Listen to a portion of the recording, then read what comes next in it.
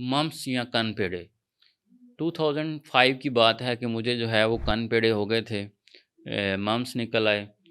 तो हमारे जो है वो पेरेंट्स जो मेरे पेरेंट्स हैं वो एक किसी बुज़ुर्ग के पास मुझे ले गए। उन्होंने एक जो है वो नमक के ऊपर दम किया और वो नमक के ऊपर दम करने के बाद वो मुझे उन्होंने बताया कि आपने जो है ना वो ऐसे जो कन पेड़ों के ऊपर जो जगह स्वेलिंग है उसके ऊपर आपने रोज़ाना लगाते रहना सुबह शाम और ये 5-6 दिन के अंदर अंदर ठीक हो जाएँगे।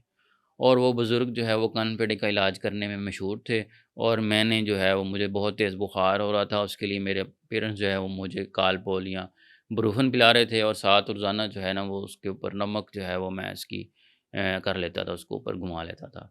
तो अब वो 6-7 दिन जब गुज़रे हैं तो उससे वो जो है वो वाक़ई जो है कनपेड़े वो चले गए। अब बात ये है कि उन बुज़ुर्ग ने वो कौन-सा ऐसा उसके ऊपर दम किया था कि वो जो कनपेड़े हैं वो 5-6 दिन जो है वो नमक लगाने से ही वो जो है वो ठीक हो गए।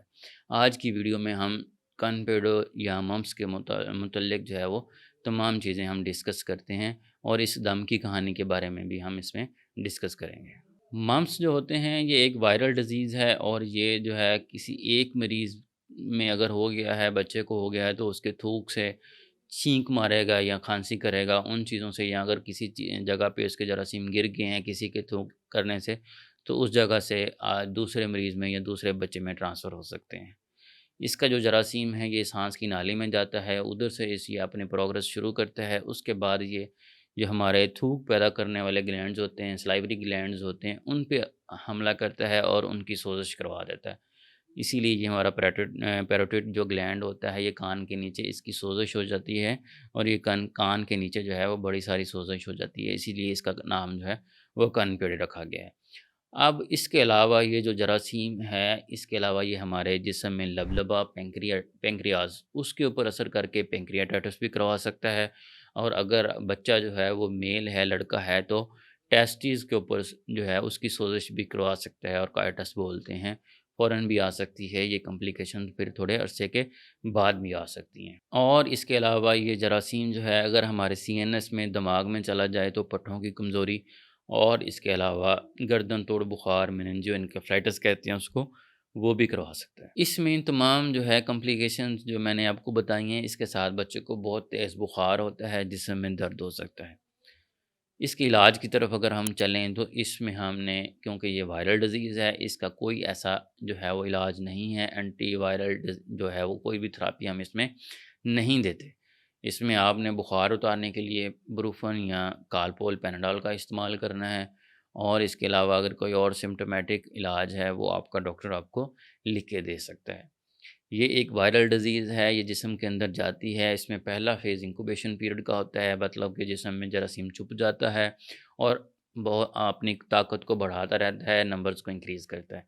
उसके बाद एक फ़ेज़ आती है जिसमें जो बच्चे में जिस्म दर्द और हल्का-फुल्का बुखार होता है। उसके बाद तेज़ बुखार और ये सारी जो है वो सोज़श वगैरह जो मैंने बताई है, ये आना शुरू हो जाती है। फिर उसके बाद 5 से 6 दिन के बाद रिकवरी पीरियड शुरू हो जाता है। रिकवरी पीरियड में आपका बच्चा बगैर किसी दवाई के ही बेहतर होना शुरू हो जाता है। अब ये वो जो लास्ट फ़िक्रा मैंने बोला है कि 5-6 दिन के बाद रिकवरी पीरियड शुरू हो जाता है और बच्चा बगैर दवाई के बेहतर हो जाता है, मतलब बगैर किसी एंटीवायरल के। ये वो चीज़ है जिसको वो बुज़ुर्ग जो है वो कैच कर रहे थे। अब वो 6 दिन का वो कोर्स बताते थे कि आपने नमक की जो है वो टकोर करनी है, 6 दिन के बाद बच्चा ठीक हो जाएगा।